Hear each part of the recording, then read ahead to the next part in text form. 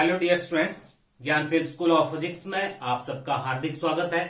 आज जिस टॉपिक पे ऊपर हम बात करने वाले हैं, टॉपिक बहुत इंटरेस्टिंग, एक नया ट्विस्ट, नया term, that is unit and measurement. तो आज इस टॉपिक में सिर्फ और सिर्फ हम इंट्रोडक्टरी पार्ट पे ही फोकस करेंगे, राइट। तो स्टूडेंट्स, अभी तक जो भी आपका जो unit number 1 chapter 1 that is physical world को आप अंडरस्टैंड किया, आपने अंडरस्टैंड किया कि फिजिकल वर्ल्ड क्या होता है, what are the different disciplines of science, physics क्या है, टेक्नोलॉजी क्या है, physics, technology and society, how they are associated with each other, physics का relation with the other branches of science क्या है, कैसे जो फिजिक्स के जो लॉ, रूल्स, फार्मूलाज जो हैं जो लीड करते हैं टेक्नोलॉजी को, ये बहुत सारी चीजें आपको सीखने को मिली। आपने उस चैप्टर में अंडरस्टैंड किया कि जो इस यूनिवर्स में जो लॉ हैं, जो इस प्लेनेट पे को गवर्न्स कर रहे हैं, इस यूनिवर्स को जो गवर्न्स कर रहे हैं, जो लॉ, फिजिकल लॉ, वो कौन कौन से लॉ है और उनकी जो अंडरस्टैंडिंग को डेवलप करने के लिए जो बेसिक कंजर्वेशन लॉ कौन कौन से हैं, वो भी आपको सीखने को मिला। और एक चीज और ध्यान दीजिए कि जो आपका जो फर्स्ट यूनिट का जो फर्स्ट चैप्टर था, दैट वाज द जनरल, एक जनरल साइंस से डील करता था।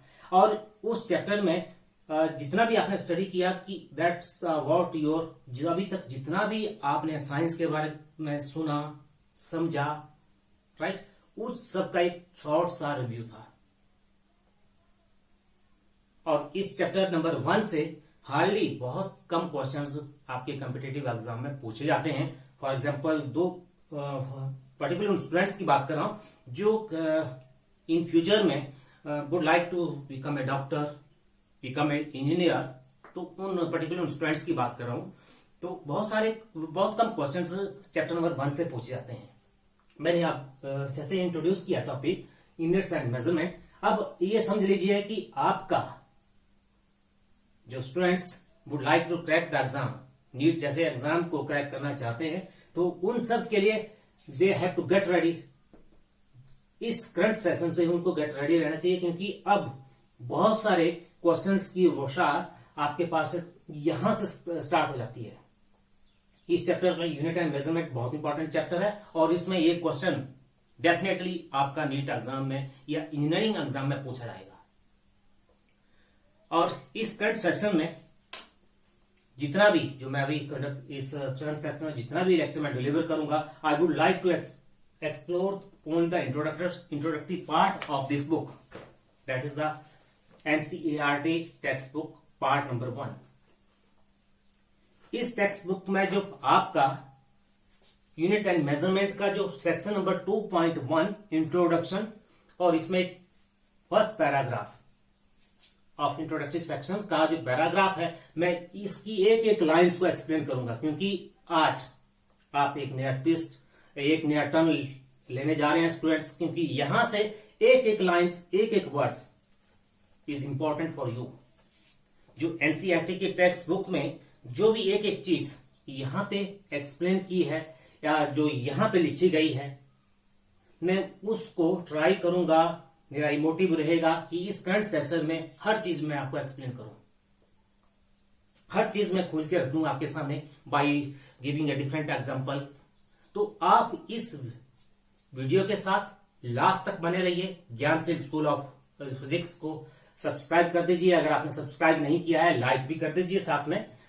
तो क्योंकि मैं इस पार्ट पे इसलिए फोकस कर रहा हूं कि बहुत सारे स्टूडेंट्स जो इस वक्त, अगर मार्केट एनालिसिस किया जाए या मेरी जो पर्सनल ऑब्जर्वेशन है, बहुत सारे students they go through this part, जो इंट्रोडक्टरी पार्ट है, बहुत कम स्टूडेंट्स उसको फॉलोअप करते हैं। लगभग अगर only around about 20% students he introductory part को स्टडी करते हैं, क्योंकि वो इसको अवॉइड करते हैं। उनको ऐसा लगता है कि इट इज ये जो पार्ट है ये दैट इज यूजलेस, और मेन आर्टिकल की ज्यादा फोकस करते हैं, जबकि सबसे ज्यादा फोकस आपको इंट्रोडक्शन पार्ट पे करना चाहिए। जब भी कोई टॉपिक या कोई नया यूनिट आप स्टार्ट करते हैं, तो you have to need a lot of efforts. जो इंट्रोडक्टरी पार्ट, सबसे ज्यादा ध्यान आपको इस पार्ट पे और सबसे ज्यादा फोकस आपको इस पार्ट पे ही अंडरस्टैंड करना, क्योंकि इसी पार्ट से आपको बहुत सारी चीजें, जानकारियां आपको अबाउट द होल चैप्टर, जो होल टॉपिक है उसके बारे में एक जनरल सी एक रिवील्स एक फीलिंग आती है कि व्हाट अबाउट इस पूरे चैप्टर में उस टॉपिक के बारे में क्या है। तो डियर स्टूडेंट्स, हालांकि एक पैराग्राफ है और इस एक पैराग्राफ को एक्सप्लेन करने के लिए राउंड अबाउट 1 आवर्स भी कम पड़ जाएगा। That is not sufficient, means 1 घंटा भी कम पड़ जाएगा। तो I am going to try. आप देखिएगा कि अगर स्टूडेंट्स जिस वक्त और अभी मेरे इस लेक्चर्स को अटेंड कर रहे हैं, तो अगर आपके पास एनसीईआरटी की टेक्स्ट बुक है तो ओपन योर टेक्स्ट बुक और सेक्शन नंबर 2.1 इंट्रोडक्शन पार्ट इसको अपने साथ रखिए, क्योंकि मैं इसी को ही हर सेंटेंस को एक्सप्लेन करूंगा। तो स्टूडेंट्स स्टार्ट करते हैं। जो आपका जो एनसीईआरटी का जो फर्स्ट सेंटेंस है दैट इज दैट, आप ध्यान से सुनिए, आप अपनी अटेंशन जो मैं कह रहा हूं आप उस पे ऊपर फोकस कीजिए। तो हर चीज को कैसे मैं इलेबोरेट करता हूं वो चीज आपको अपनी प्रैक्टिस में अडॉप्ट करनी है। चलिए बात करते हैं अब टॉपिक पे, जो introduction part 2 section 2.1, measurement of any physical quantities involve comparison with a certain basic arbitrary chosen. This is the first sentence of this part. इस पार्ट का ये फर्स्ट सेंटेंस है। आप फिर ध्यान दीजिए, आई एम रिपीटिंग अगेन। अगर आपको नहीं क्लियर हो पा रहा है, आप अंडरस्टैंड नहीं कर पा रहे हैं, तो उन जो सेंटेंसेस हैं try to repeat 2 to 3 times, right. तो measurement of any physical quantities involves comparison with a certain basic arbitrary chosen. बहुत बड़ी बात कही है यहाँ पे एनसीईआरटी ने। अब यहां पे बात चल रही है measurement of any physical quantities involves. अब हमने एक एक चीज को एक्सप्लोर करना है यहाँ पे। तो सबसे पहले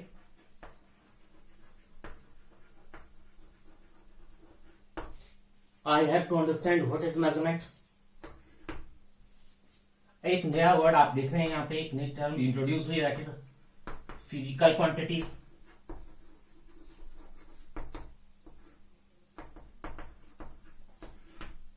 this question for marks for me. अब हमने, क्योंकि ये है कि हमने इस सेंटेंस को इलेबोरेट करना है और जितनी भी नई टर्मोलॉजीज आ रही हैं उनको अंडरस्टैंड करना है कि व्हाट आर दे, राइट। सीधा हम आर्टिकल को उसके ऊपर चले जाए और without any understanding about the measurement and physical quantities, that's like as a autism. तो हमने एक्चुअली उस हैबिट को अवॉइड करना है। तो फिजिकल क्वांटिटीज और उसके बाद यहां पे comparison with certain basic arbitrary chosens. अब बात ये आती है कि जो आर्बिट्ररी चूजन्स हैं ये क्या चीज है, आर्बिट्ररी जो चूजन है वो क्या चीज है, हमें हर चीज को एक्सप्लेन करना है यहाँ पे। अब मैं आपको बैक टू हिस्ट्री लेके जाने वाला हूं, राइट। आप अपने आप को फील कीजिए कि आप उस समय की बात कर रहे हैं जब, राइट। अब मैं कहां की बात कर रहा हूं, आप उस समय में चले जाइए जब साइंस धीरे धीरे ग्रो कर रही थी। लोगों ने अपने based on their personal experience की वजह से जो भी उनके थॉट्स थे या जो भी उनके पर्सनल ऑब्जर्वेशन थी, एक्सपीरियंसेस थे, उन बेसिस पे उन्होंने साइंस को किस तरह से अंडरस्टैंड किया और उसको अपने डे टू डे एक्टिविटीज में किस ढंग से अप्लाई किया। क्या वो टेक्निक्स कहां थी, आज वो टेक्निक्स कहां है। क्लियर। तो मैं कहना चाह रहा हूं आप बैक टू हिस्ट्री चले जाइए, आप बहुत पुराने समय में चले जाइए और थोड़ा सा फील कीजिए कि आप उस समय में इस वक्त रह रहे हैं। और उस वक्त की बात कीजिए जब आपसे किसी ने पूछ लिया, अब मुझे बताइए कि रात होने में मीन सनसेट होने में अभी कितना समय रहा, कितने समय के बाद सनसेट होने वाला है। तो उस वक्त, अब जब हमारे पास कोई क्लॉक नहीं था, राइट, उस समय हमारे पास कोई क्लॉक नहीं था, तो आप अंदाजा लगा सकते हैं कि उस वक्त के जो लोग थे वो अपने एक्सपीरियंसेस के बेसिस पे वो अपने आप को उसका आंसर रिप्लाई करते थे, कि अब जो है सनसेट के लिए, क्योंकि दिन इतना निकल चुका है और बाकी इतना रहा,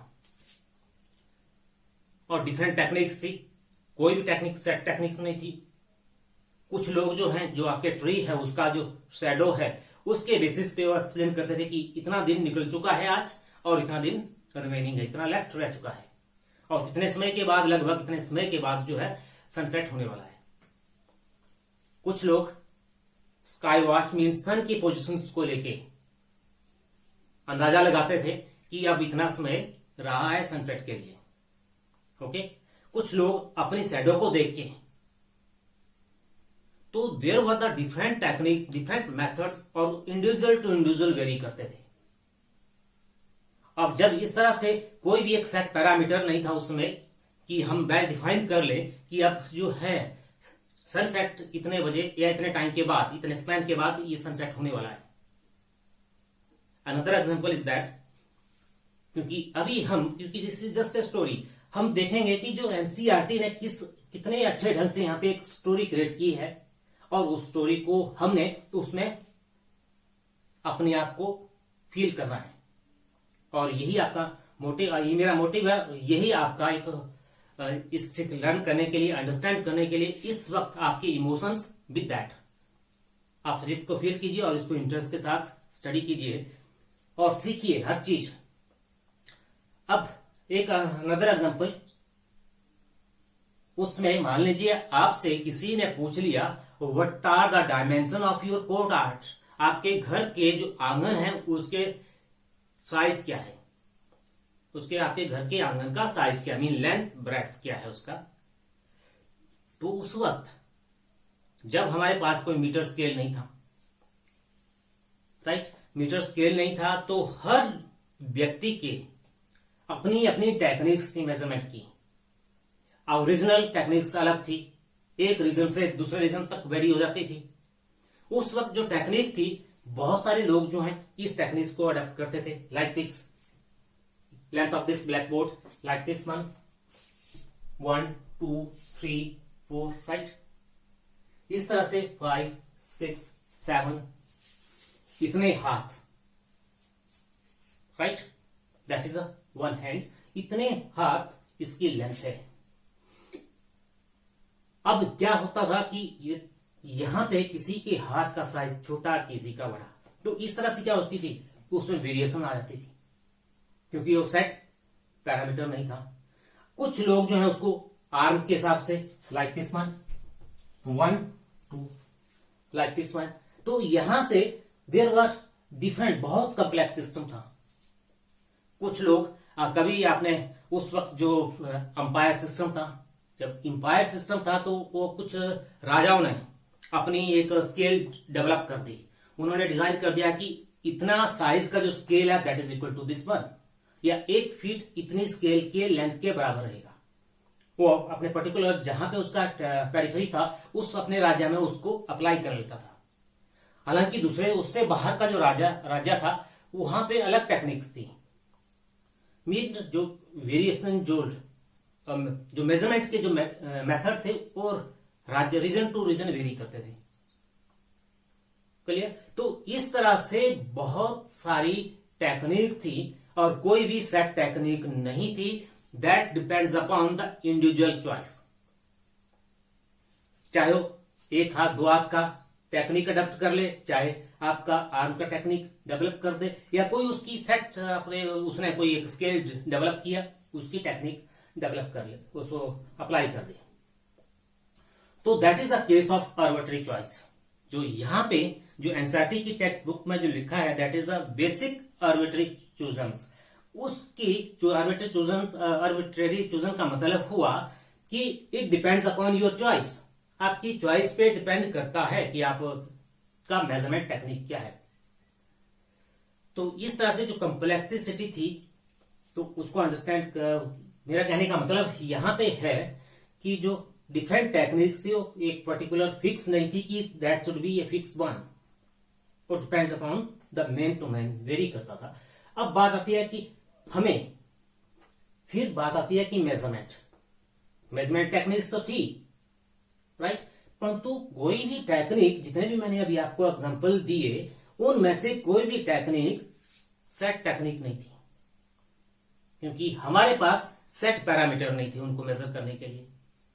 राइट, हमारे पास सेट पैरामीटर नहीं थे उसको मेजरमेंट करने के लिए।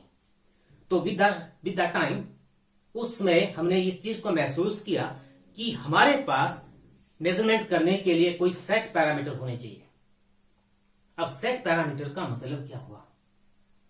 ऐसा पैरामीटर जो चेंज ना हो, चाहे हम विद टाइम की बात करें, चाहे उसकी कंडीशंस की बात करें, डिफरेंट कंडीशंस पे अगर हम, तो कहने का मतलब है that should be constant, change नहीं होना चाहिए, सेट पैरामीटर्स की जरूरत पड़ी।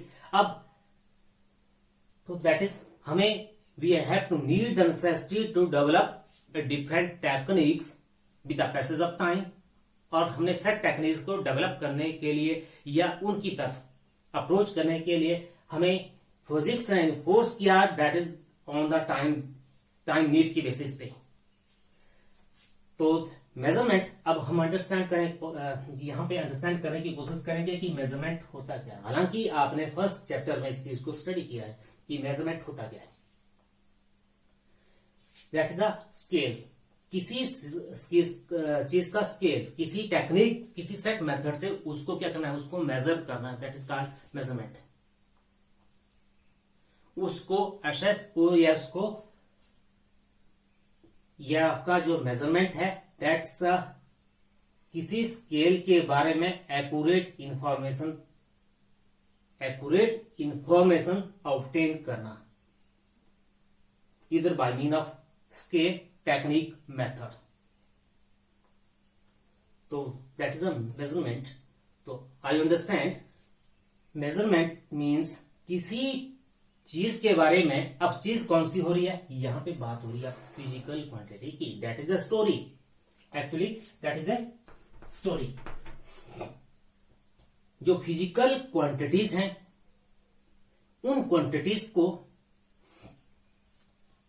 जो उन क्वांटिटीज के बारे में exact information, I am repeating, जो फिजिकल क्वांटिटीज है उन क्वांटिटीज की एग्जैक्ट इंफॉर्मेशन को ऑब्टेन करने के लिए we have to need a technique, scale, हमें उनको स्केल करना पड़ा, that is called measurement. Okay, अब बात आती है कि फिजिकल क्वांटिटीज होती क्या है। Next one is the physical quantities, क्योंकि आपका ये नई टर्मिनोलॉजी इंट्रोड्यूस हुआ। अब आज आप इसको अंडरस्टैंड कर लीजिए कि फिजिकल क्वांटिटीज होती क्या है। फिजिकल क्वांटिटीज एनीथिंग, कुछ भी हो सकती हैं। फिजिकल क्वांटिटी एनीथिंग, कुछ भी हो सकती हैं, बट क्वेश्चन ये है कि हम उसको मेजरमेंट कर पाए। तो मैंने कहा मेजरमेंट किसकी, फिजिकल क्वांटिटी की, तो किसकी मेजरमेंट हो रही है, फिजिकल क्वांटिटीज की। तो direct answer is that physical quantities are those जिसको हम क्या कर सकते हैं, मेजर कर सकते हैं, called physical quantities. Are you clear? ऐसी क्वांटिटीज जिनका मेजरमेंट कर पाए या जिनका मेजरमेंट कर सकते हैं, उनको हम कहते हैं फिजिकल क्वांटिटीज। तो कुछ भी हो सकती है। दिस चाक, जो मेरे हाथ में चाक है, दैट्स आल्सो फिजिकल क्वांटिटी। बहुत सारे एग्जांपल है। आपका स्पीड, जो मोस्ट कॉमनली जो आपको एग्जांपल दिया जाता था अपने 10th स्टैंडर्ड तक की एजुकेशन, जब साइंस स्टडी किया तो स्पीड के बारे में आप जानते हैं, और बहुत कॉमन सा एग्जांपल है आपके अंडरस्टैंडिंग को डेवलप करने के लिए। तो speed is a physical quantity, light is a physical quantity. Okay, आपका मोमेंटम, फोर्स, ये सारी की सारी फिजिकल क्वांटिटीज हैं। Energy is also physical quantity. बहुत सारी फिजिकल क्वांटिटीज हैं जिनको हम मेजर कर पाते हैं। राइट, अब जो मेजरमेंट की जो टेक्निक है दो तरह से होती है, अदरवाइज डायरेक्ट मेथड्स होता और एक इनडायरेक्ट। हम चाहे उसको direct by mean of direct method, by mean of indirect method. अब डायरेक्ट और इनडायरेक्ट में आप समझते क्या है। डायरेक्ट, मान लीजिए मैंने इस ब्लैक बोर्ड का हाइट मेजर करना है, right, this is the black board. मैंने इस ब्लैक बोर्ड की हाइट को मेजर करना है कि what should be the height of this one. ये आपका ग्राउंड है, राइट। आप एग्जाम्पल को अंडरस्टैंड कीजिए और इसको फील कीजिए कि मान लीजिए मेरे पास, आपके पास टावर है, राइट। इस टावर का या इस ब्लैक बोर्ड का जो हाइट है, I have to obtain that. तो एक तो मेथड है, आप इसको क्या करें, स्केल, आप इसके कॉरस्पॉन्डिंग स्केल अप्लाई कर दीजिए और आप यहां से 0 मीटर से अप टू जहां तक हो गया, मान लीजिए इसकी 50 मीटर, जहां पे इसकी एज पे 50 मीटर रीड आउट किया, तो that is the direct method. और दूसरी टेक्निक क्या होती है, आप इस वक्त आपकी पोजीशन इस पॉइंट पे है, राइट, लेवल ग्राउंड पे है और this is the angle of 90 degree. और यहां से अब आपको इस डिस्टेंस का मालूम है कि आप मान लीजिए 5 मीटर के डिस्टेंस पे आप यहां पे है, तो पाइथागोरस थ्योरम अप्लाई कर दीजिए। अगर ये टेक्निक, दिस मेथड, अगर आपको इसका मालूम है तो आप यहां से इस चीज को निकाल सकते हैं। आपके पास हाइपोटेन्यूज और बेस है तो आप हाइट निकाल सकते हैं। अगर आपको यहां से इसकी चीज मालूम है, व्हाट इज दिस वन, अगर ये क्लियर है तो आप हाइट ऑब्टेन कर सकते हैं। तो this technique called indirect technique. Okay, तो जैसे जैसे हम आगे प्रोसीड करते जाएंगे तो बहुत सारी चीजें हमें अंडरस्टैंड करना मिलेगी, बहुत सारी चीजें हमें सीखना मिलेंगी। तो physical quantities are clear are those quantities which can be measured, right? अब measure कैसे, there are two techniques, either by mean of direct method, either by mean of indirect method. okay, तो physical quantities को आपने understand कर लिया होती क्या है। अब इसके बाद हम बात करते हैं आगे, क्योंकि अभी तो मैंने फर्स्ट सेंटेंस को इसको यहाँ पे आपके सामने एक्सप्लेन किया। जो एनसीईआरटी का जो नेक्स्ट सेंटेंस है, अब इसको मैं ध्यान से सुनिए, internationally accepted reference standard called unit. International accepted reference standard called unit. अब मैं शुरू से लेके इन दोनों सेंटेंस को एक साथ रीड आउट करता हूं, ध्यान से सुनिए। Measurement of any physical quantities involves comparison with a certain basic arbitrary chosen internationally accepted reference standard called unit.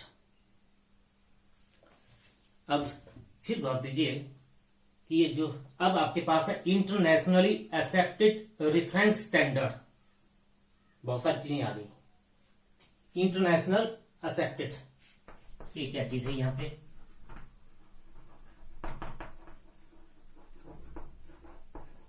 हमें हर चीज को अंडरस्टैंड करना है और ये आपको दिमाग में बिठा दीजिए कि every word is important for you.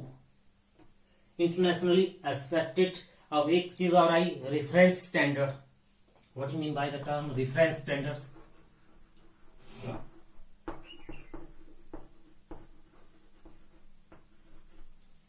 और एक बात आई है यूनिट की। इन चीजों के बारे में हमने सबसे पहले अपने आप को जस्टिफाई करना ही होती क्या है, क्योंकि internationally accepted reference standard called unit. Last में बात करेंगे यूनिट पे। तो इससे पहले हमें चीजें अंडरस्टैंड करनी है, क्योंकि दिस इज स्टोरी। मैंने कहा मेजरमेंट किन किन चीजों की, फिजिकल क्वांटिटीज। फिजिकल क्वांटिटीज कौन होती हैं, बहुत सारे एग्जांपल दिए, राइट। तो उसके बाद हम कहां पे जा रहे हैं,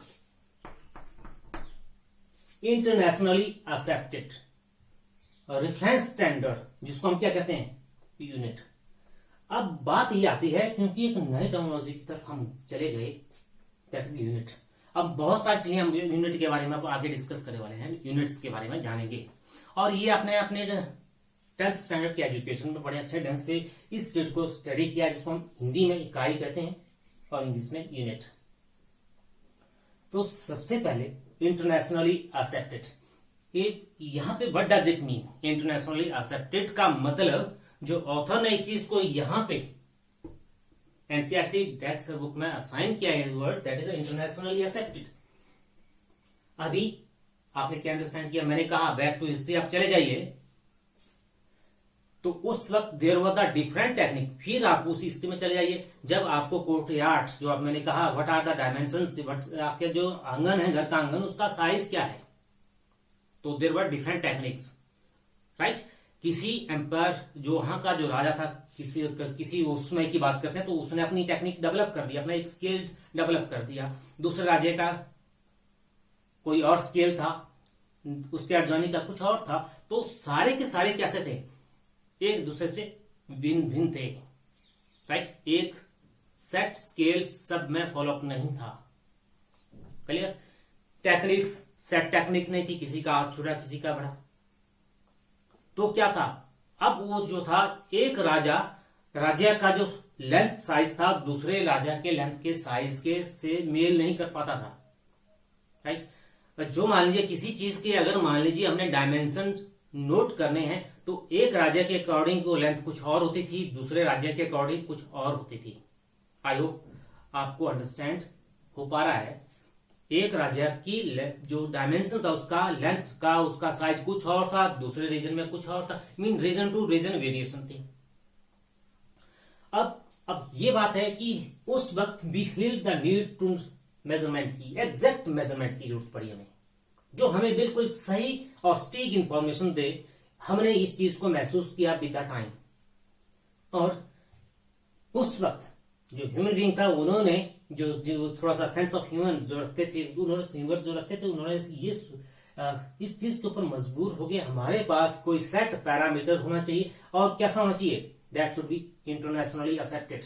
पूरी वर्ल्ड कम्युनिटी उसको एक्सेप्ट करे और एक ही चीज अप्लाई हो, राइट। एज ए होल एक ही चीज अप्लाई हो, एक ही पैरामीटर लगे सबके ऊपर, तो दैट इज इंटरनेशनली एक्सेप्टेड।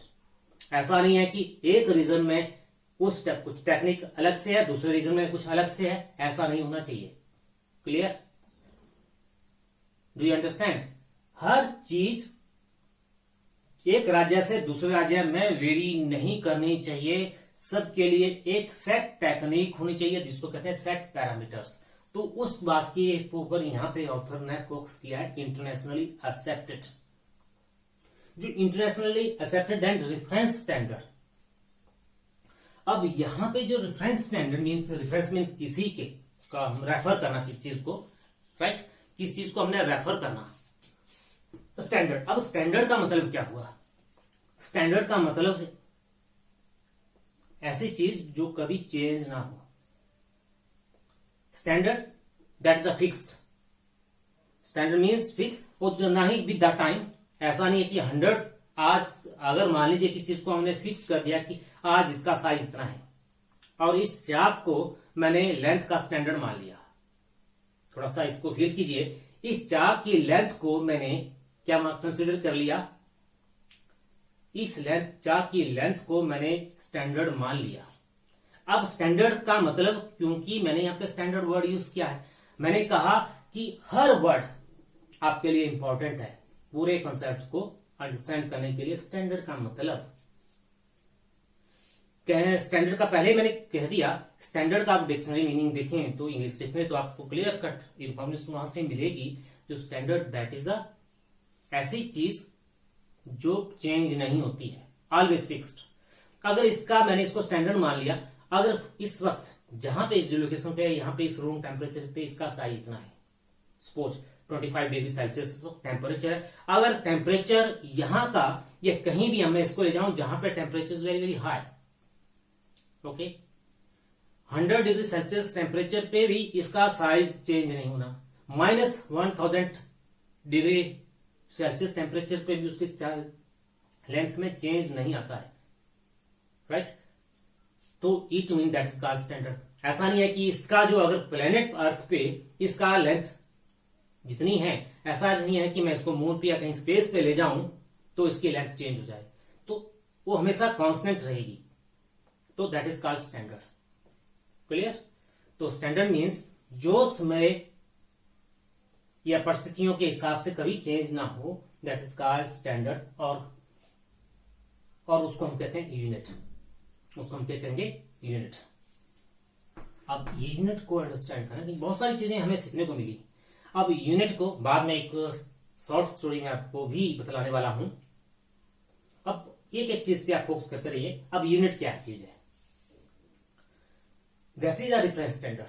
क्योंकि यहां पे टेक्स्ट बुक क्या आपको कह रही है कि जो reference standard is called unit. जो रेफरेंस स्टैंडर्ड जो क्या है, that is called unit. Reference standard को हम किसी भी फिजिकल क्वांटिटी का reference standard is called unit, और वो कैसा होना चाहिए, इंटरनेशनली एक्सेप्टेड। और ये जो रेफरेंस स्टैंडर्ड ऑफ मीन जो यूनिट है दैट इज इंटरनेशनली एक्सेप्टेड। अब जो रेफरेंस स्टैंडर्ड को हम यूनिट कहते हैं। अब फिर मैं इस चाक पे आता हूं। चाक का जो इसको मैंने स्टैंडर्ड मान लिया, लेंथ का स्टैंडर्ड, और ये समझ लीजिए कि that is a prototype of anything, किसी भी चीज का प्रोटोटाइप। अगर आपके संदर्भ में बात करूं तो इसको प्रोटोटाइप मीन्स सभी चीजें उसको एज ए रेफर करेंगी।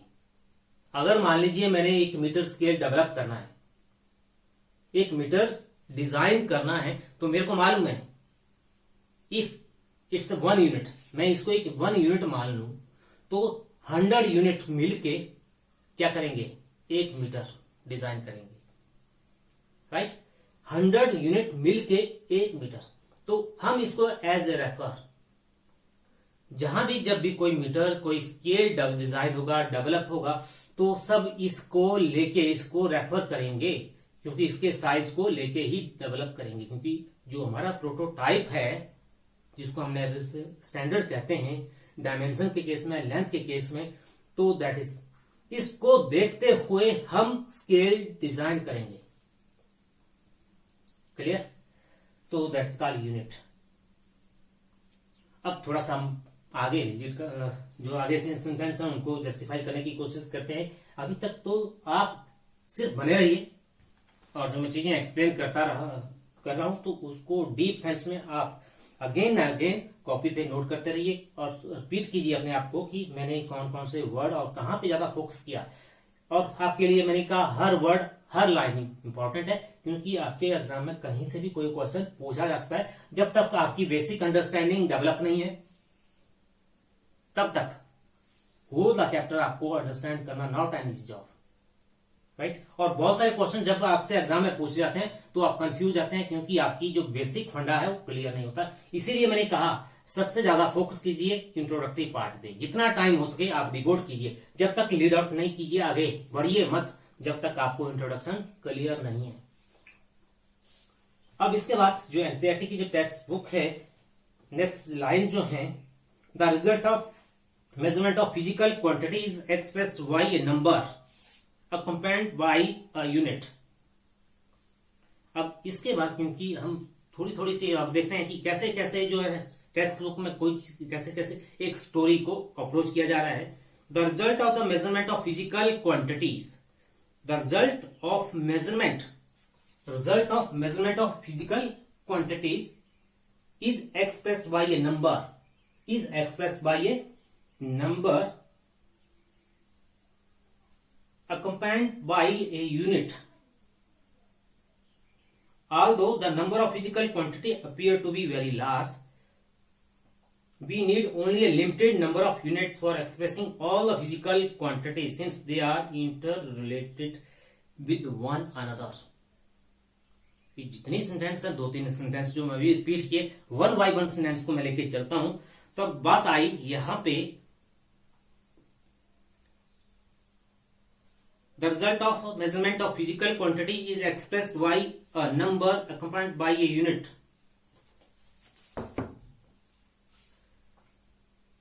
जो मेजरमेंट किसी फिजिकल क्वांटिटी के जो मेजरमेंट है उसका रिजल्ट क्या है, तो उसका जो है आपका रिजल्ट जो मेजरमेंट है, ध्यान से सुनिए, accompanied by a unit। जो मेजरमेंट है वो किसके साथ है, यूनिट के साथ एक्सप्रेस। जो फिजिकल क्वांटिटी जो जिसको हम मेजर करते हैं वो that is expressed in unit, उसको हम यूनिट में एक्सप्रेस करते हैं। विथ उसके साथ क्या एसोसिएटेड है, ए नंबर, उसके साथ क्या एसोसिएटेड है, ए नंबर। चलिए अब इसको मैं एक बहुत सिंपल एग्जांपल के थ्रू आपको एक्सप्लेन करवाने जा रहा हूं। ध्यान दीजिए ब्लैक बोर्ड पे, और बहुत अच्छे अच्छे एग्जांपल्स मैं आपको दूंगा। आप इस चीज को भी जो अब एनसीईआरटी की जो टेक्स्ट बुक में जो 2-3 सेंटेंस हैं, ये आपको इस एग्जांपल के थ्रू में आपको एक्सप्लेन करने वाला हूं। तो यहां पे बात हुई जो फिजिकल क्वांटिटीज है उनके जो मेजरमेंट है उनको कैसे हम एक्सप्रेस करते हैं इन ए यूनिट। बहुत सिंपल एग्जांपल, इस वक्त लॉकडाउन चला हुआ है और अब थोड़ा सा लॉकडाउन थोड़ा सा उसमें कुछ राहतें दे दी गई हैं और अब आप मार्केट की तरफ भी अप्रोच कर रहे हैं, आप शॉप पे भी अप्रोच कर रहे हैं।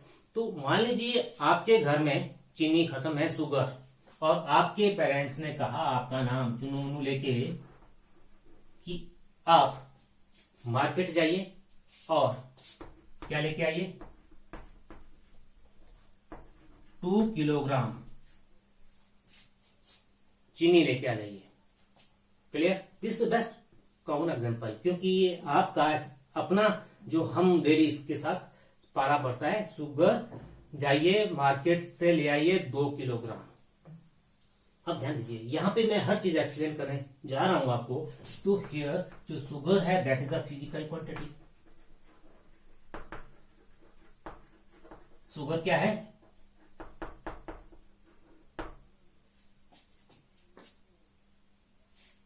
शुगर आपकी फिजिकल क्वांटिटी है और 2 जो आपके पास है दैट इज न्यूमेरिकल वैल्यू।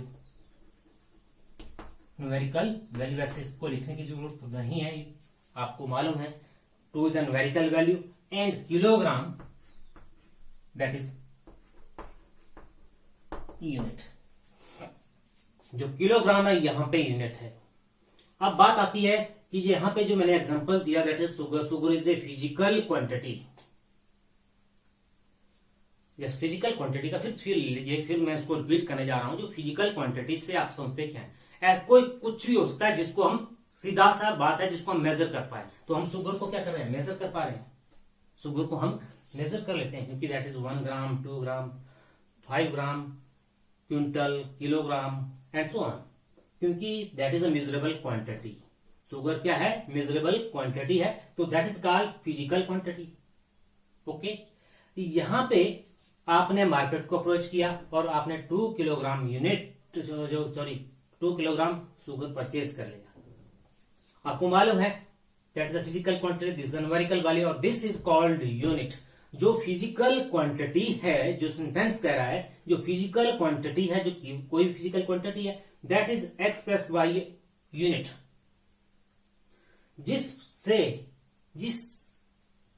उसको एक्सप्रेस किया जाता है दैट इज कॉल्ड यूनिट। अब शुगर को किस में एक्सप्रेस करते हैं, किलोग्राम में, तो kilogram is called as unit. फिर ध्यान दीजिए, क्योंकि हमने एक एक सेंटेंस को इलेबोरेट करना है। यहां पे जो सेंटेंस कह रहा है, जो फिजिकल क्वांटिटी है, हम उनको एक्सप्रेस करते हैं इन ए यूनिट, या फिजिकल क्वांटिटी को एक्सप्रेस करने का जो तरीका है that is a unit, right. अब एक बहुत कॉमन सा एग्जांपल, जो यूनिट है आपको क्या, किस चीज की इंफॉर्मेशन देता है, about the given physical quantity, और फिजिकल क्वांटिटी किसमें है, आपको उसकी जानकारी मिलती है। फॉर एग्जांपल जो मैं हूं, अपने आप को फील कर लीजिए, आपको एक ही लैंग्वेज आपको आती है दैट इज अ हिंदी, और हिंदी के अलावा या हिंदी या छुटपुट सी आपको इंग्लिश का नॉलेज है, तो आप 2 लैंग्वेज के साथ फेमिलियर हैं दैट इज हिंदी और इंग्लिश, राइट। आप इसका फील लीजिए, और कहीं मार्केट में आप बैठे हैं, किसी शॉप के ऊपर बैठे हैं, और वहां पे कोई ऐसा पर्सन जो कन्नड़ा में बात कर रहा है, कन्नड़ा लैंग्वेज में बात कर रहा है, और आपको अंडरस्टैंड नॉट अंडरस्टैंडिंग क्यों क्या है, और वहां पे लोकल लैंग्वेज में शुगर को शायद किसी और नाम से उन्होंने कॉल कर लिया, उस मार्केट शॉपकीपर को कहा कि मुझे इतना आगे लगा दिया, किलोग्राम दीजिए, तो यू आर कंफर्म दैट जो physical quantity that is something in weight. हालांकि जो उसने नाम लिया आपको अंडरस्टैंड नहीं हुआ कि वो उसने क्या कहा, वो क्या चीज एक्चुअली वो कौन सी क्वांटिटी है, परंतु इतना जरूर आपको जानकारी हुई जो देयर इज समथिंग, जो व्यक्ति जो डिमांड कर रहा है, राइट, शॉपकीपर से, वो that is something in weight, क्योंकि उसके साथ उसने क्या लगा दिया, किलोग्राम, की मीन्स ऐसी चीज जो किलोग्राम में है। तो इसका मतलब है जो यूनिट है ये फिजिकल क्वांटिटी को क्या करता है, size, whether that is in weight, whether that is in समय, टाइम, सेकंड, राइट। अब चलिए इसके बाद यहां पे सेंटेंस में कहा unit accompanied with numerical number, combined with numerical number. That's here 2 is the numerical value. जो शुगर है उसको, जो फिजिकल क्वांटिटी है शुगर, उसको हम जिस चीज में एक्सप्रेस करते हैं that is called unit, means kilogram. जो किलोग्राम जो यूनिट होता है combined with the numerical value. Here numerical value कुछ भी हो सकती है, 1 2 कुछ भी हो सकती है, तो दैट इज 2. अब इतना तो चलिए आपको अंडरस्टैंड हुआ. अब इसके बाद बहुत सारे एग्जांपल है. लेंथ को आप कर सकते हैं, there are so many examples. अब इसके बाद जो सेंटेंस के ऊपर मैं अप्रोच करने जा रहा हूं, although the number of physical quantity appear to be very large, although the number of physical quantities are very large, means बहुत सारी जो physical quantities are that are not few numbers. We noted that जो physical quantities are they are very huge in numbers. That is ये understand कर लीजिए क्योंकि इस text book में उनका नंबर डिफाइन नहीं किया है, और they are very huge in numbers, right. हम उनको अकाउंट, अगर हम उनको काउंट करना चाहें तो शायद नहीं कर पाए. तो यू थिंक अबाउट दैट कि कितने लार्ज नंबर्स में हैं physical quantities. We need only limited number of units for expressing all physical quantities. अब कहने का मतलब है जो फिजिकल क्वांटिटीज हैं they are very large in numbers. For example में एक सर्कल है, इसको एक वर्ल्ड मान लीजिए, एक संसार मान लीजिए फिजिकल क्वांटिटीज का. इस सर्कल है, इसको एक फिजिकल क्वांटिटीज का एक वर्ल्ड मान लीजिए. इसमें बहुत सारी फिजिकल क्वांटिटीज हैं, बहुत सारी फिजिकल क्वांटिटीज हैं इसमें.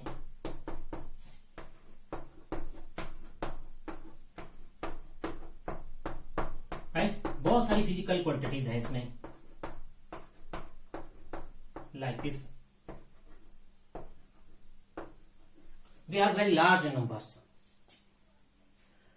अब क्वेश्चन यहां पे जो सेंटेंस कह रहा है कि जो physical quantities are very large in numbers, ये जो है जो दैट इज अ वर्ल्ड, ये जो फिजिकल वर्ल्ड है इसमें बहुत सारी क्वांटिटीज हैं जिनको they are very large in numbers. कौन? फिजिकल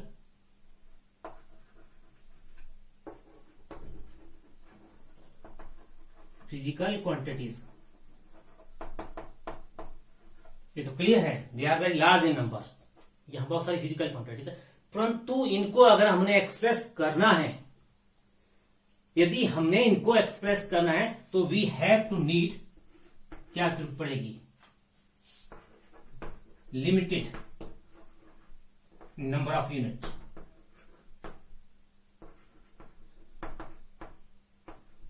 क्योंकि इनको डिफाइन करने के लिए कुछ ही यूनिट्स काफी हैं, लिमिटेड. देखिए टेक्स्ट बुक में हर चीज के ऊपर फोकस किया है. आप यहां पे जब कितना अप्रोप्रिएट वर्ड यूज किया, दैट इज लिमिटेड, मीन्स आपका जो रीडर है उनका ध्यान आकर्षित करने के लिए कि that is a limited number. Limited का मतलब हुआ संख्या में बहुत बहुत कम. इसके कंपैरिजन में जो उनकी संख्या है बहुत बहुत कम है, लिमिटेड, वेरी फ्यू नंबर्स. उन्हीं से हम उनको एक्सप्रेस कर लेते हैं.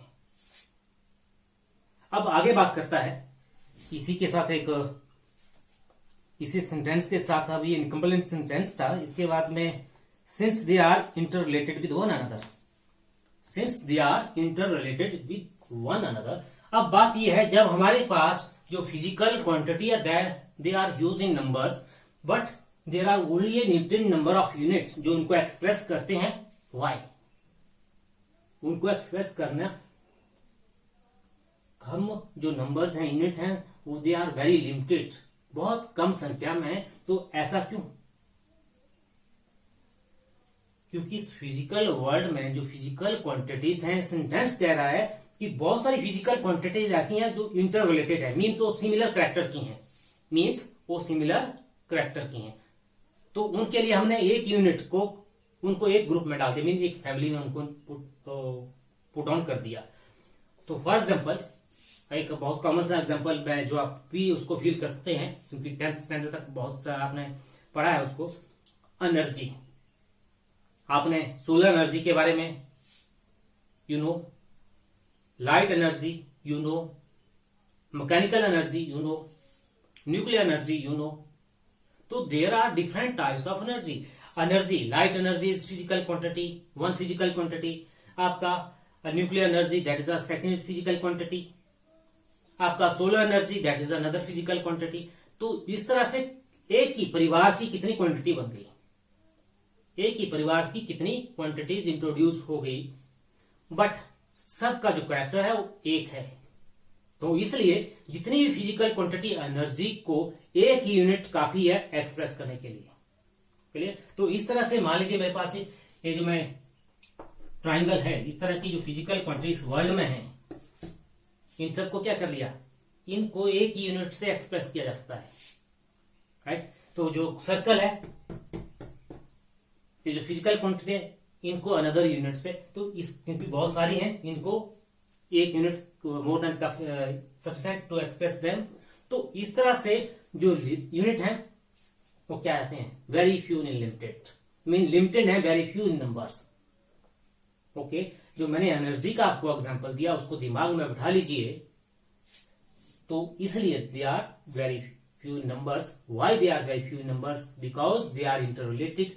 क्योंकि क्या है, उनका जो कैरेक्टर है वो दे आर सिमिलर कैरेक्टर. अब इसके बाद अभी जितना भी अपील आ रहा है उसको चलते जाइए, जितना मैं कह रहा हूं उसको अंडरस्टैंड करते जाइए और जहां जहां पॉइंट्स हैं उनको नोट डाउन करते रहिए. अब इसके बाद जो सेंटेंस कह रहा है यहां पे, the units for the fundamental or base quantities are called fundamental or base unit. The units for, आप बने रहिए जब तक. अब बात यहां पे आ गई, हम एक नई चीज और सीखने जा रहे हैं. यहां पे नया टर्म एक और इंट्रोड्यूस हो गया, एक नया टर्म और इंट्रोड्यूस हो गया. अब यहां पे हम दो चीजों को लेके चले हैं और मैं इस पैराग्राफ में दोनों चीजों में पैरेलल में एक्सप्लेन करूंगा. यहां पे बात हो रही है फिजिकल क्वांटिटी की, फिर फिजिकल क्वांटिटी के बाद हम कहां पे आज अप्रोच करके यूनिट के ऊपर. अब मैं दोनों को पैरेलल में अप्लाई करूंगा, physical quantity and then unit. दोनों को साथ साथ अंडरस्टैंड करने की कोशिश करते हैं. अब जो क्वेश्चन यहां पे जो सेंटेंस है, the units for the fundamental or base quantities are called fundamental or base unit. Clear. यहां पे अब क्वेश्चन मार्क हो गया आपके लिए कि फंडामेंटल यूनिट और बेस यूनिट क्या चीज है. फंडामेंटल यूनिट क्या है? ओके. फंडामेंटल यूनिट, आप फंडामेंटल को अपने दिमाग में चलाइए कि फंडामेंटल से आप क्या समझते हैं. फंडामेंटल यूनिट, फंडामेंटल यूनिट होते क्या है? This a question mark for you. जो फंडामेंटल का जो मतलब हुआ, that is the base, that is the base for anything. किसी भी चीज का क्या है, कोई बेस है. क्लियर. उसका कोई तोड़ नहीं है, दैट इज कॉल्ड फंडामेंटल. ऐसी चीज जिसका कोई तोड़ नहीं है उसको हम क्या कहते हैं, फंडामेंटल. अगर सिंपल लैंग्वेज में बात की जाए, राइट, एक व्यवहारिक से बात की जाए, तो यू नो आपको मालूम है कि जब किसी चीज का कोई तोड़ नहीं होता है, क्या उसको हम बेसिक चीज मान लेते हैं उसके संदर्भ में, या उसको हम फंडामेंटल क्वांटिटी मान लेते हैं. क्लियर. तो फंडामेंटल यूनिट्स, सबसे पहले मैंने कहा मैं फिजिकल क्वांटिटी को भी साथ लेके चलूंगा, यूनिट को भी साथ में लेके चलूंगा. जो फंडामेंटल यूनिट है हमारे पास, या पहले फंडामेंटल फिजिकल क्वांटिटीज, मास, नोट करते रहिए, लेंथ 1 2, ये आपके पास मास, लेंथ और टाइम जो है, ये आप फंडामेंटल फिजिकल क्वांटिटीज हैं.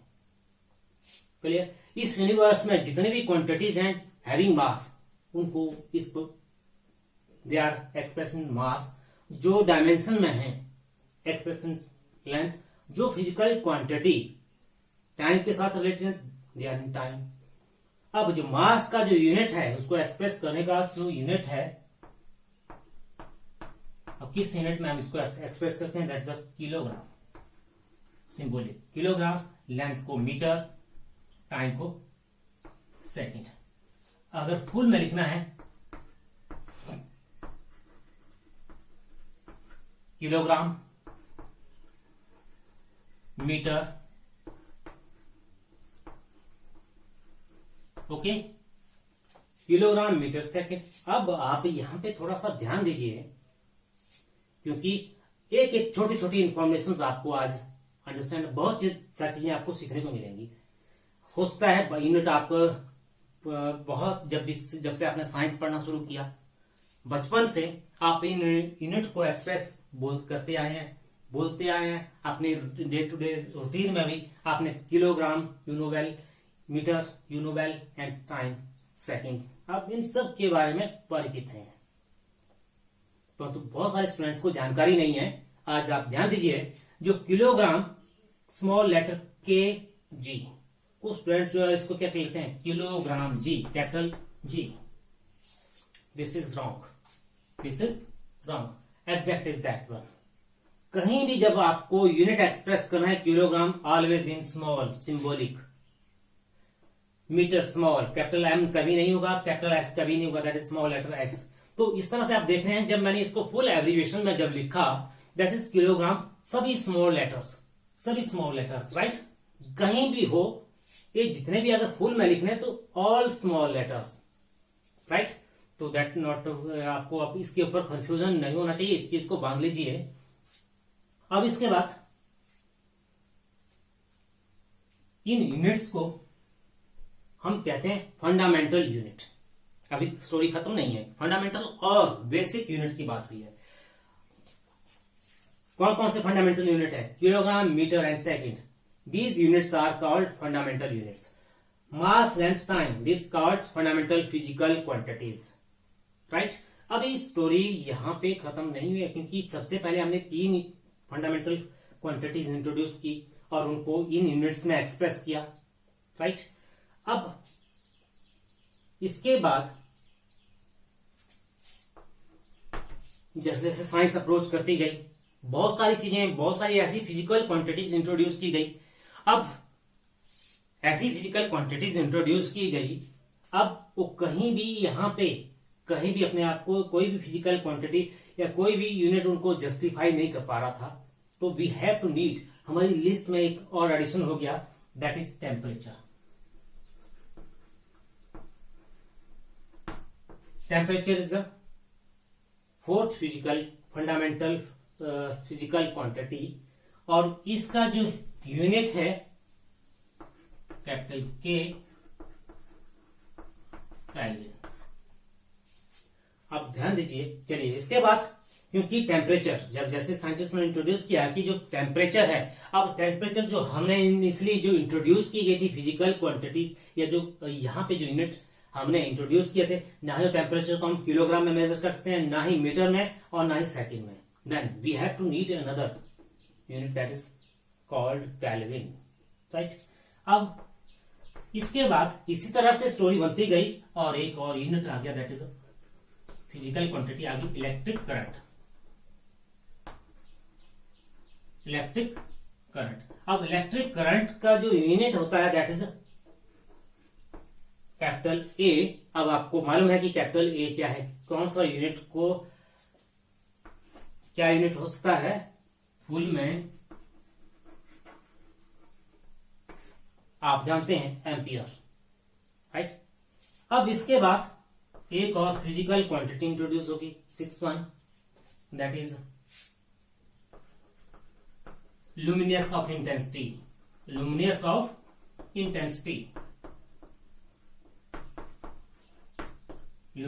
इंटेंसिटी, और उसको हम एक्सप्रेस करते हैं मोल में, सॉरी कैंडला में, CD, small letter CD, candela.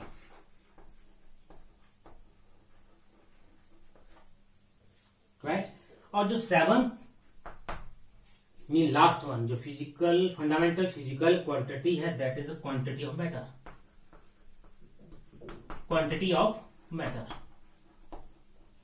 अब क्वांटिटी ऑफ मैटर को जो एक्सप्रेस करते हैं that is in mole, MOL और MOLE एज ए होल। अब यहां पे ध्यान दीजिए,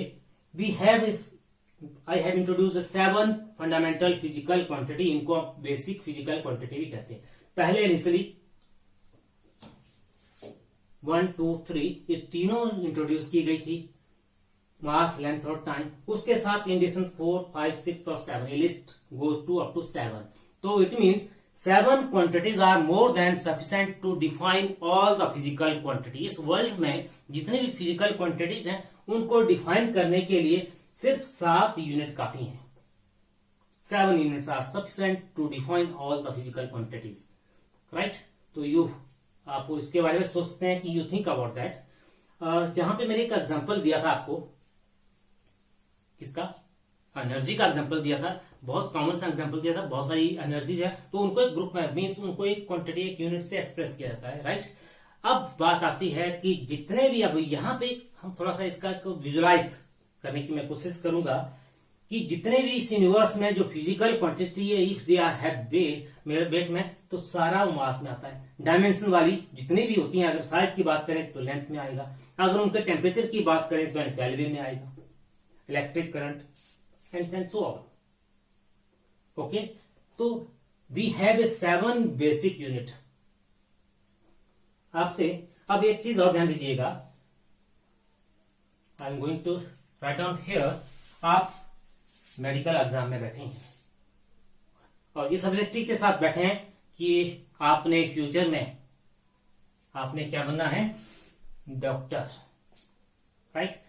आप नीट यूजी एग्जाम में अपीयर हैं और वहां पे क्वेश्चन आ जाता है आपका इस चैप्टर से। मैंने कहा हर चैप्टर, हर इंफॉर्मेशन आपके लिए इंपॉर्टेंट है, राइट? एक छोटी छोटी सी जानकारी भी आपके लिए बहुत वैल्यूएबल है, तो इसलिए आप एक एक चीज पे गौर कीजिए।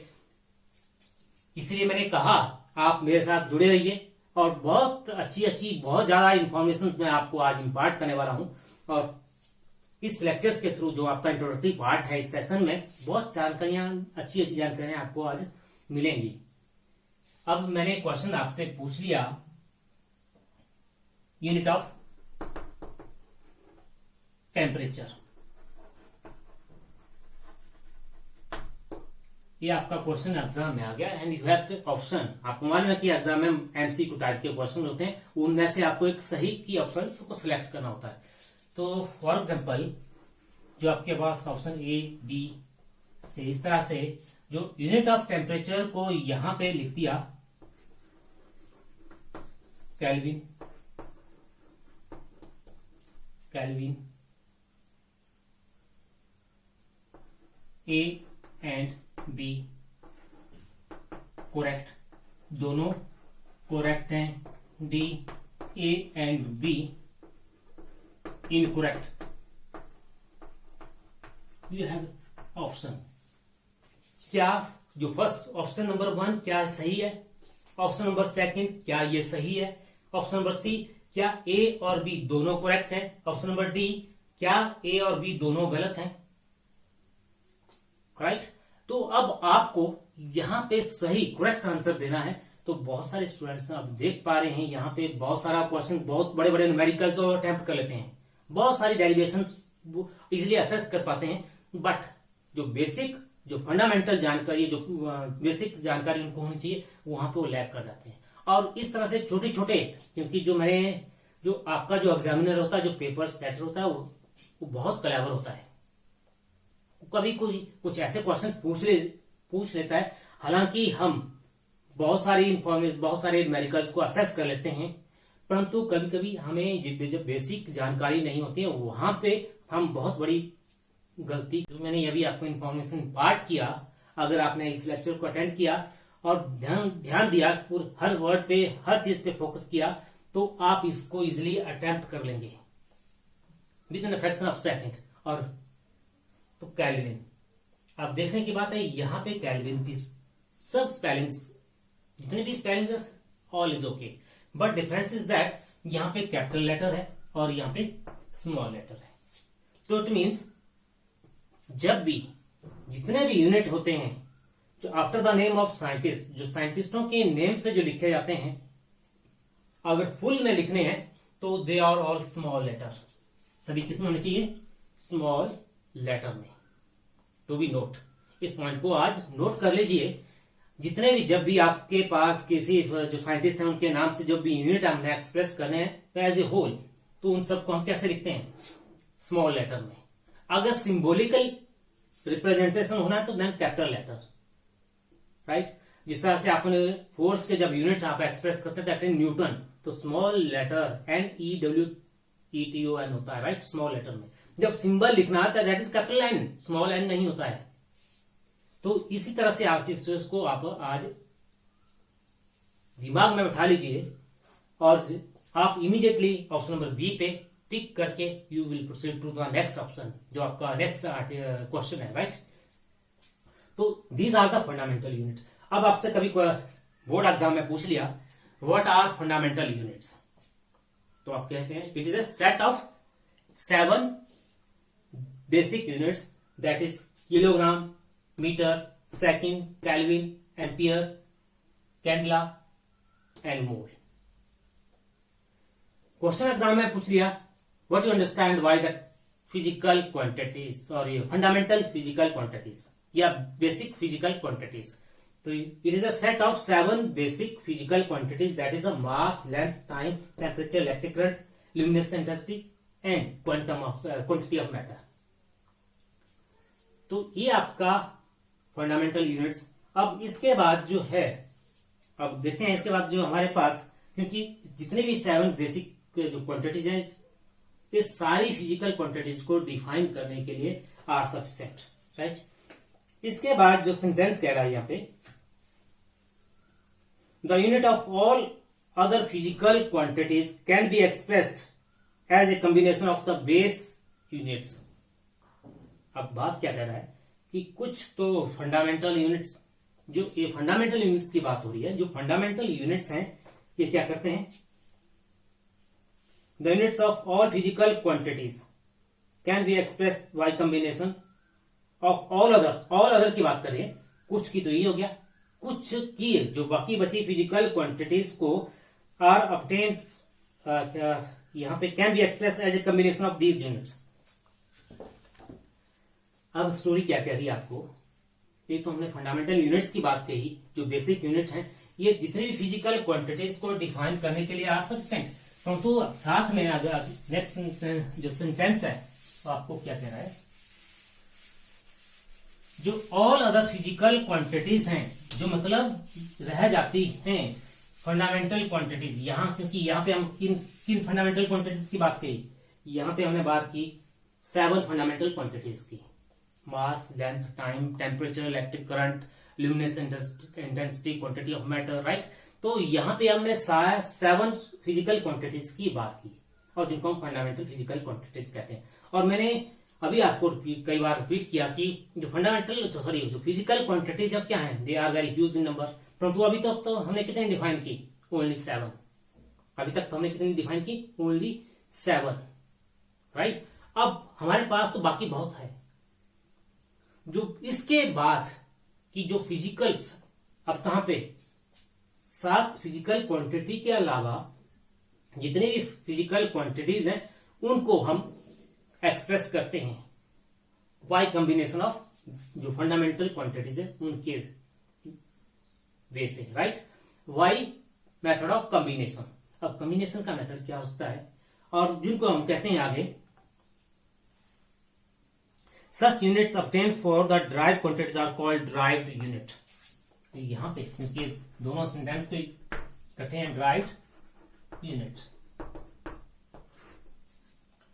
जो लाइन यहां पे, जो ऑथर यहां पे आपको एक्सप्रेस करने जा रहा है कि आपके पास अभी हमने जिक्र किया 7 बेसिक फिजिकल क्वांटिटीज के ऊपर, परंतु क्या कहता है ऑथर ने पहले ही क्लियर किया है कि जो फिजिकल क्वांटिटी है they are very huge in number. अभी तो सिर्फ हमें 7 फंडामेंटल क्वांटिटीज की बात की। अब बाकी जितनी भी और अदर्स हैं वो कहां से निकलती हैं, उनको हम डिराइव आउट कर सकते हैं by the combination from the 7 physical quantities. जो 7 फिजिकल क्वांटिटीज है उनके कॉम्बिनेशन से, राइट। अब एक example more than sufficient to explain all this. तो डिराइव्ड फिजिकल क्वांटिटी का मतलब हो गया जो आपकी 7 बेसिक क्वांटिटीज जिनको हम डिराइव आउट करते हैं वहां से निकालेंगे उनको। बहुत कॉमन सा एग्जांपल, आपका speed is a physical quantity, और ये आपको 7 फिजिकल क्वांटिटी की लिस्ट में नहीं है जिनको हम फंडामेंटल फिजिकल क्वांटिटी कहते हैं। अब speed is a physical quantity. अब इसका जो formula that is you know very well, distance over, साथ साथ में रिपीट करते रहिए, डिस्टेंस ओवर टाइम। तो distance is a physical fundamental physical quantity है, time is also fundamental physical quantity. तो स्पीड कहां से ड्राइव आउट किया? यदि हम डिस्टेंस को डिवाइड करें टाइम के साथ तो हमें एक फिजिकल क्वांटिटी हमें मिलती है, दैट इज स्पीड। तो speed is called derived physical quantity. Another example is that, suppose volume की बात कर लो। आपको मालूम है volume that is considered for a cubic system. Cubic system में वॉल्यूम की बात करूं तो that is a length into breadth into height. Okay, तो लेंथ, ब्रेड्थ एंड हाइट। तो लेंथ डिस्टेंस की यूनिट, दैट इज कौन सा है? लेंथ की फिजिकल क्वांटिटी है, ब्रेड्थ भी साइज को है। ये सारे साइज के पैरामीटर हैं, चाहे लेंथ है, ब्रेड्थ है, हाइट है, ये सारे के सारे लेंथ को रिप्रेजेंट करते हैं। तो दैट इज द। अब इसके बाद जो अगर हम 3 टाइम लेंथ का क्यूब कर लें, या जो आपके पास लेंथ का जो क्यूब है that is equal to volume. तो इट मीन्स यहां से जो वॉल्यूम ड्राइव हुआ बाय मल्टीप्लाइंग फैक्टर, यहां पे बाय डिवाइडिंग फैक्टर। तो इट मीन्स ये जो वॉल्यूम है और जो स्पीड है that is called derived physical quantities. कहां से निकली? जितने भी हमारे पास जो बेसिक फिजिकल क्वांटिटीज है वहां से हम इनको ड्राइव आउट कर सकते हैं by process of combination, right. जो यहाँ पे कॉम्बिनेशन प्रोसेस है, इधर बाय डिवाइडिंग और बाय मल्टीप्लाइंग। हम ऐसा नहीं कर सकते डिस्टेंस प्लस टाइम कभी नहीं होगा, राइट। वो वाला एल्जेब्रिक सम नहीं है, that is not to be noted that हम उनका एल्जेब्रिक सम यहाँ पे अप्लाई नहीं है। या तो डिवाइड होगा या तो मल्टीप्लाई होगा या तो दोनों हो सकता है, इधर bye dividing or multiplying. Dividing हो सकता है और साथ में मल्टीप्लिकेशन, राइट। तो ये चीजें आप नोट डाउन कर लीजिए। तो ड्राइव्ड फिजिकल क्वांटिटीज क्या होती हैं? और those quantities which can be derived out from the 7 basic physical quantities either by dividing or either by multiplying, that's all। अब इसके बाद यूनिट की बात आती है, क्योंकि हमने यहाँ पे फिजिकल क्वांटिटीज को भी और यूनिट के साथ हमने फिजिकल क्वांटिटी के साथ यूनिट को भी पैरेलल में डिफाइन करना है, क्योंकि एग्जामिनर आपसे डिराइव्ड यूनिट के बारे में पूछा जा सकता है, आपके पास डिराइव्ड फिजिकल क्वांटिटी के बारे में पूछा जा सकता है। तो अभी तक तो हमने डिस्कस डिराइव्ड फिजिकल क्वांटिटीज के बारे में किया। अब डिराइव्ड यूनिट क्या होते हैं? अब मान लीजिए इसके हमने डिराइव्ड, इसके यूनिट्स क्या होंगे? आप metre per second, metre per second, और इसके क्या होंगे? Metre cube. अब यहां पे metre per second that is the derived unit, किस चीज के? स्पीड के। और वॉल्यूम के जो यूनिट है दैट्स क्यूबिक मीटर। तो दीज आर जो ड्राइव्ड यूनिट हैं आर दोज विच कहां से ऑब्टेन किए जाते हैं? Obtain from either by dividing or multiplying. किसको? फंडामेंटल या बेसिक यूनिट से। तो ड्राइव्ड यूनिट क्या हुए? Are those units which can be derive out from the fundamental या basic units either by dividing or either by multiplying. Okay, that's all.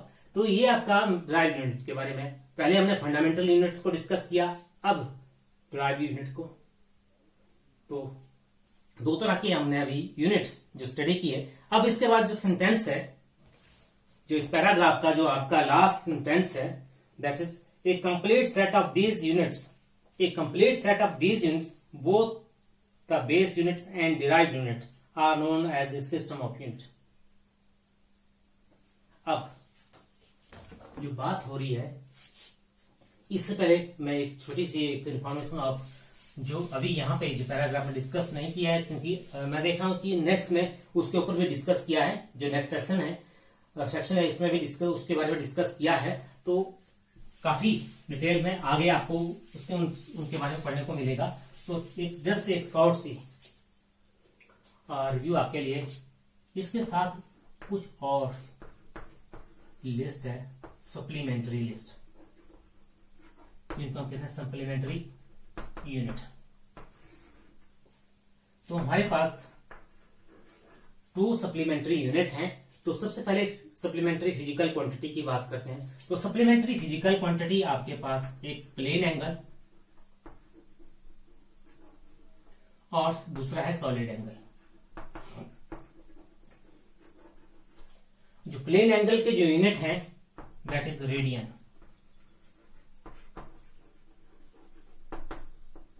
और जो solid angle के यूनिट है स्मॉल लेटर एस, स्टेडियन।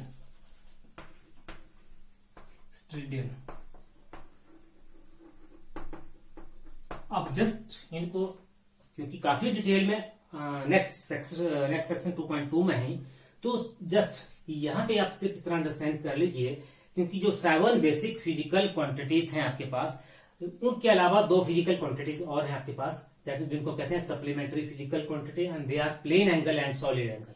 और जो इनके यूनिट हैं, जो सप्लीमेंट्री यूनिट हैं, they are radian and steradian. अब इससे इतना अप्रोच रखिए, क्योंकि काफी डिटेल में अब आपको इनके बारे में नेक्स्ट सेक्शन में मिलेगा, कि बहुत इंपॉर्टेंट है इन दोनों की इंफॉर्मेशन आपके पास, plane angle and solid angle, particularly for दो स्टूडेंट्स जो मेडिकल एग्जाम या नीट वगैरह के एग्जाम को क्रैक करना चाह रहे हैं। कि बहुत सारे क्वेश्चंस यहां से पूछे जाते हैं सॉलिड एंगल को लेके, बहुत सारी प्रॉब्लम्स पूछी जाती हैं प्लेन एंगल को लेके। तो आपका इनके प्रति जो कॉन्सेप्ट है क्लियर होना चाहिए, जो मैं इसके बाद जो नेक्स्ट लेक्चर होगा उसमें डिटेल में एक्सप्लेन करूंगा। तो स्टूडेंट्स, अभी तक हमने स्टडी किया 3 तरह के फंडामेंटल फिजिकल क्वांटिटीज, 3 टाइप्स की फिजिकल क्वांटिटीज को हमने स्टडी किया। तो सबसे पहले हमने कौन सी फंडामेंटल, या जिसको मैं लिख देता हूं बेसिक फिजिकल क्वांटिटीज, राइट।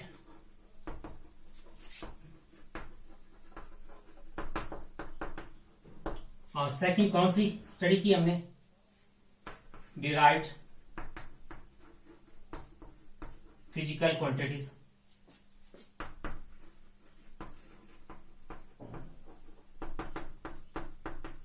और थर्ड टाइप ऑफ कौन सी फिजिकल क्वांटिटी, जो भी हाल ही में आपको लिस्ट किया, दैट इज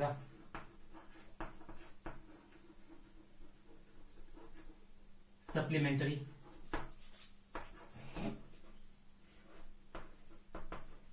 फिजिकल क्वांटिटी। तो इट मीन्स जो हमारे पास 3 टाइप्स ऑफ फिजिकल क्वांटिटीज हैं, पूरी फिजिकल क्वांटिटीज को 3 पार्ट्स में डिवाइड कर दिया, basic physical quantities, derived physical quantities and supplementary physical quantities. अभी तो हमने इस पैराग्राफ में इंट्रोडक्शन हम इन दोनों के बारे में डिस्कस किया। मैंने इसको कहा कि आप जो आपके पास सप्लीमेंट्री, इसको आप ध्यान में आपकी अप्रोच में रखिए, क्योंकि इसके बाद काफी डिटेल में आप आगे बात करेंगे।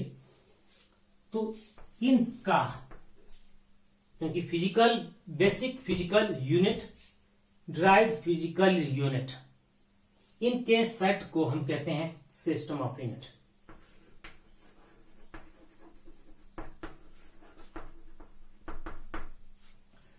Set of basic physical unit and set of derived physical unit, mean जो डिराइव्ड आपके पास बेसिक यूनिट और जो डिराइव्ड यूनिट के कंप्लीट सेट को हम कहेंगे system of unit, right. That's the complete set जो आपके, क्योंकि मैंने यहाँ पे दोनों चीजें डिस्कस की हैं साथ साथ में, क्वांटिटी और यूनिट को। तो आपको मालूम है कि जब क्वांटिटी यूनिट को एक्सप्रेस करना है तो क्वांटिटी को की जगह उसको रिप्लेस कर दीजिए। अब basic unit physical unit, basic physical unit और डिराइव्ड फिजिकल यूनिट के सेट को हम क्या कहते हैं, सिस्टम ऑफ यूनिट। अब सिस्टम ऑफ यूनिट आपका नेक्स्ट टारगेट रहेगा कि you have to know about ये सिस्टम ऑफ यूनिट होता क्या है। काफी डिटेल में हम इसके ऊपर चर्चा करने वाले हैं नेक्स्ट सेक्शन में। जब आपके पास जो मेरा नेक्स्ट लेक्चर आएगा तो उसमें काफी डिटेल में हम सिस्टम ऑफ यूनिट को अंडरस्टैंड करेंगे कि सिस्टम ऑफ यूनिट होता क्या है। तो अभी तक जो आपका इंट्रोडक्टरी पार्ट था, एक चीज मैं यहाँ पे फिर फोकस करना चाह रहा हूं कि यहाँ पे एक चीज का मैं बीच में स्किप कर गया, तो अब चलते चलते उसके बारे में भी अंडरस्टैंडिंग डेवलप कर लीजिए, क्योंकि बहुत बहुत इंपॉर्टेंट है इस पॉइंट ऑफ व्यू से, क्योंकि उससे रिलेटेड आपसे क्वेश्चंस कॉम्पिटेटिव एग्जाम में पूछे जाते हैं। आप ध्यान दीजिए, मैंने जब शुगर का एग्जांपल आपको दिया था, उस शुगर के एग्जांपल को I am repeating again. Sugar is a physical quantity, और जो एग्जांपल दिया था मैंने 2 किलोग्राम, राइट। अब sugar is a physical quantity, अगर किसी स्टूडेंट्स ने ध्यान नहीं दिया तो मैं इसको दोबारा से I am repeating again, physical quantity, 2 is a numerical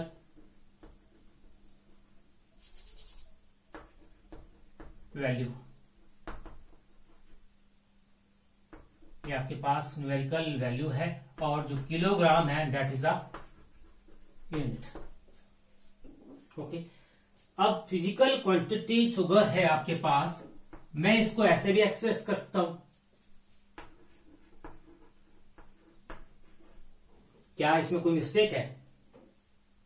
सोचिए, शुगर 2 किलोग्राम, मार्केट में आप गए, आपने शॉपकीपर से डिमांड कर ली कि मेरे को 2 किलोग्राम चीनी चाहिए, राइट, दैट्स ओके। अगर मान लीजिए आपने किसी व्यक्ति ने उसी शॉपकीपर से कहा कि मेरे को 2000 ग्राम चीनी चाहिए, क्या वो गलत है? नहीं, दोनों सही है। मैथमेटिक्स तो यही कह रहा है कि दोनों एक्यूरेट हैं। अब देखिएगा, यहां पे आपका जो यूनिट है दैट इज अ किलोग्राम, यहां पे जो यूनिट है way of express that is a gram. यहां पे इस फिजिकल क्वांटिटी को किलोग्राम में एक्सप्रेस किया है, यहां पे उसी फिजिकल क्वांटिटी को ग्राम में एक्सप्रेस किया है। अब जो किलोग्राम है वो कैसा यूनिट है आपका? Kilogram that is a bigger unit than gram. जो ग्राम से कौन सा बड़ा है, किलोग्राम या ग्राम? तो किलोग्राम बड़ा है ग्राम के कंपैरिजन में।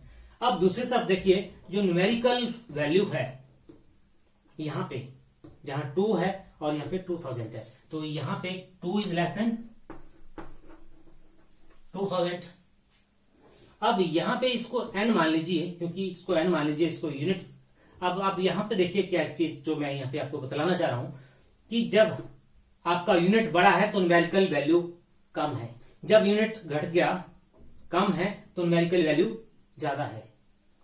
तो दिस इज द आपका जब मीन्स जब आपका यूनिट की value the large the unit smaller with the numerical value, या आप इसको ऐसे भी एक्सप्रेस कर सकते हैं, smaller with the unit larger will be the numerical value. अब हम इसको एक फिजिक्स की सेंस में इसको अप्लाई करें, एक फॉर्मूला इसके लिए एक इक्वेशन डेवलप करें, तो शुगर को यहां पे x, शुगर को किस लेटर से डिनोट कर दिया? x is a physical quantity and numerical value को that is n। Numerical value को क्या मान लिया मैंने? n। कुछ भी हो सकता है, 2000, 500, 100, कुछ भी हो सकता है। n is a numerical u, capital letter u, that's a unit, और x is equal to nu। Okay, तो ये आपको इस इक्वेशन को जो मैंने यहां पे इनक्लोज किया स्क्वायर बॉक्स में, आप इसको नोट कर लीजिए, क्योंकि बहुत सारे कॉन्सेप्ट्स, बहुत सारी प्रॉब्लम्स जो आपके कॉम्पिटिटिव नीट जैसे एग्जाम में पूछी जाएंगी, आपको इस इक्वेशन से उनको ड्राइव आउट करना है। इसकी बहुत जरूरत पड़ने वाली है आपको। x is equal to nu, मैंने इसको एक्सप्रेस किया in this form. Numerical value, ये इस केस में 2 है, इसमें 2000 है। यूज द यूनिट, इस केस में ग्राम है, इसमें किलोग्राम है। हर फिजिकल क्वांटिटीज को एक्सप्रेस करने का तरीका ये रहेगा, x is equal to nu। और यही स्टेटमेंट कहती है जो फिजिकल क्वांटिटी जो है उसको हम यूनिट में एक्सप्रेस करते हैं और combined by the numerical value n। अब मान लीजिए आपसे किसी एग्जाम में, स्टेट बोर्ड एग्जाम में कभी कोई क्वेश्चन पूछ लिया कि how you justify that larger with the unit smaller with the numerical value, तो आपको ये एग्जांपल, इस तरह का कोई एग्जांपल दे दीजिए। तो आप कहते हैं let's consider sugar is a physical quantity and that is an example of 2 kilogram, or sugar that is equal to can be expressed as 2000 gram. This explain that जो इस तरफ जो that is a physical quantity same, यहाँ भी sugar है, यहाँ भी उसका क्वांटिटी उतनी है। यहाँ भी जब 2 किलोग्राम डिमांड किया तो शुगर इज शुगर, तो यहाँ भी शुगर वही क्वांटिटी रही, physical sugar. But in this case जो नंबर 1, केस नंबर 1 था, तो उस केस में और केस नंबर 2 में आपको क्या क्लियर हो रहा है, क्या मैसेज जा रहा है इन दोनों का? In question number 1 and question number 2 clear cut information आपको दे रही है। Larger be the unit, in question number 1 में जब unit is large, numerical value was small. In second case, when unit was small, तो आपके पास जो न्यूमेरिकल वैल्यू क्या थी, लार्ज थी। और इक्वेशन 1 और equation 2 leads to understand that when larger be the unit, smaller be the numerical value और vice versa. इस तरह के क्वेश्चंस आप अपने हिसाब से निकाल सकते हैं जब भी कोई एग्जाम में पूछा जाता है। ओके, तो डियर स्टूडेंट्स, जो आज का बहुत इंटरेस्टिंग टॉपिक, बहुत शानदार टॉपिक, आप देख सकते हैं कि आज मेरा जो मेन मोटिव था कि आपको सेंसिटाइज करना कि जो किताब की हर लाइंस, हर वर्ड इंपॉर्टेंट है और आपको कैसे आपकी स्ट्रेटेजी आपको अडॉप्ट करनी है स्टडी के लिए, क्योंकि टाइम इस आपके पास लगभग 2 साल का टाइम है अभी। आफ्टर 2 इयर्स आपका अपने करियर जो आपका टारगेट है उसको अचीव करना है। तो अचीव करने के लिए आपको आज ही से प्रिपेयर होना है। ये समझ लीजिए कि बहुत सारे क्वेश्चंस इसमें कॉम्पिटिटिव एग्जाम में आपसे पूछे जा चुके हैं और ये मान लीजिए कि इस बार इस पैराग्राफ से जो आज इंट्रोडक्टरी पार्ट हुआ, इसमें से बहुत सारी इंफॉर्मेशन दिया हो सकता है कि कोई क्वेश्चन एग्जाम में इस बार आने वाला है।